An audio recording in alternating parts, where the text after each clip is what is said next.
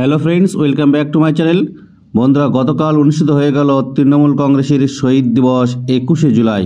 এই জনসভা থেকেই কড়া বার্তা দিলেন মুখ্যমন্ত্রী থেকে শুরু করে অভিষেক ব্যানার্জি সহ সমস্ত তৃণমূল সৈনিকরা। এই জনসভা থেকেই নিট কেলেঙ্কারির বিরুদ্ধে কেন্দ্রীয় শিক্ষামন্ত্রী ধর্মেন্দ্র প্রধানের গ্রেপ্তারের দাবি করেন অভিষেক ব্যানার্জি। শুধু তাই নয়, 2026-এর বিধানসভার ভোটকে সামনে রেখে বক্তব্য রাখেন তিনি এবং দলীয় কর্মীদের উদ্দেশ্যে বার্তা দেন। এই জনসভা থেকে অভিষেক ব্যানার্জি কী বক্তব্য রাখেন এবং দলীয় কর্মীদের উদ্দেশ্যে কী বার্তা দিলেন একবার দেখে নেওয়া যাক। 21-এর মঞ্চ থেকেই অভিষেক কেন্দ্রীয় শিক্ষামন্ত্রীর গ্রেপ্তারের দাবি তুললেন। কাল 21-এর মঞ্চ থেকে অভিষেক বন্দ্যোপাধ্যায় শিক্ষা দুর্নীতি ইস্যু নিয়ে কেন্দ্রের বিজেপি সরকারকে তোপ দাগেন। সঙ্গে কেন্দ্রীয় শিক্ষামন্ত্রী ধর্মেন্দ্র প্রধানের গ্রেপ্তারের দাবি জানান অভিষেক বন্দ্যোপাধ্যায়।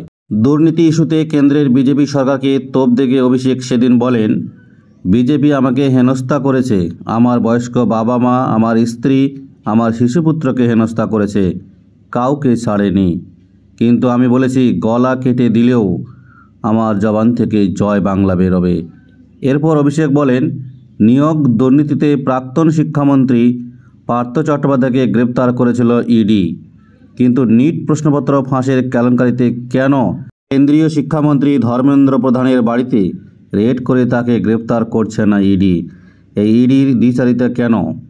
এদিন নিজের ভাষণে কেন্দ্রীয় তদন্তকারী সংস্থার ভূমিকা এবং বিজেপিকে নিয়ে তোপ দাগেন অভিষেক। তিনি বলেন, জনগণের গর্জন কি তা 4ই জুন পুরো ভারতকে দেখিয়ে দিয়েছে বাংলার সাধারণ মানুষ। সেই জয়ের কারিগর যদি কেউ হন তাহলে সেটা তৃণমূলের প্রত্যেকটা সৈনিকের জয়, যারা ঝড় বৃষ্টি জল উপেক্ষা করে 21শে জুলাই এসেছেন। এই জয়টা আমাদের নেত্রীর পায়ে সমর্থন করছি। বাংলার মানুষ তাদের উচিত শিক্ষা দিয়েছে। বিজেপি বিভিন্ন জায়গায় সভা করে বলেছিল যে তৃণমূল নেতাদের টাইট দেবে। অভিষেক এদিন আরও বলেন, তৃণমূল কংগ্রেসকে ছোট করতে গিয়ে পুরো বাংলাকে ছোট করেছে বিজেপি। ভোটের আগে সন্দেশখালি নিয়ে দেশের কাছে বাংলাকে ছোট করতে চাইছিল বিজেপি, কিন্তু সেখানেই 3 লাখেরও বেশি ভোটে জনগণ তাদেরকে হারিয়ে দিয়েছে। এদিকে 26-এর বিধানসভা নির্বাচনে সুর বেঁধে দিয়ে অভিষেক কাল স্পষ্ট করে বলেন, আগামী দিনে জিতব আমরাই, কিন্তু সেটার জন্য আমাদের আত্মসন্তুষ্টি নিয়ে বসে থাকলে চলবে না। আমি যা কথা দিয়েছি সব পালন করব। আপনারা কথা দিচ্ছেন তো? আপনারা আগের মতোই আমাদের পাশে থাকবেন।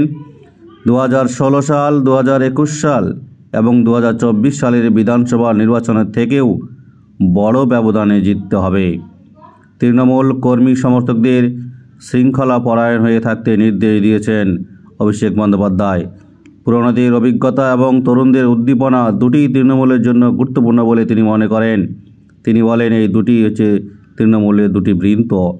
লোকসভা নির্বাচনে পুরসভার চেয়ারম্যান, টাউন সভাপতি, পঞ্চায়েত প্রধান, অঞ্চল সভাপতির দায়িত্বে যারা ছিলেন এবং দায়িত্বে থাকার পরেও যারা মানুষকে বোঝাতে পারেননি, নিজেদের এলাকায় ভালো ফল করতে পারেননি, তাদের কাউকে কিন্তু রিয়াদ করা হবে না।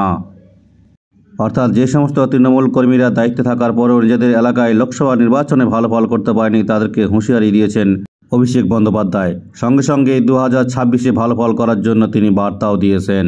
বন্ধুরা, ভিডিওটিকে বিশেষ করে লাইক এবং শেয়ার করবেন। আর যারা চ্যানেলটিকে সাবস্ক্রাইব করেছেন তাদেরকে অসংখ্য ধন্যবাদ। যারা এখনও সাবস্ক্রাইব করেনি তাদেরকে অনুরোধ করবো, এরকম নিত্য নতুন আপডেট পেতে অবশ্যই চ্যানেলটিকে সাবস্ক্রাইব করে পাশে থাকা বেল ঘন্টাটিকে বাজিয়ে দেবেন।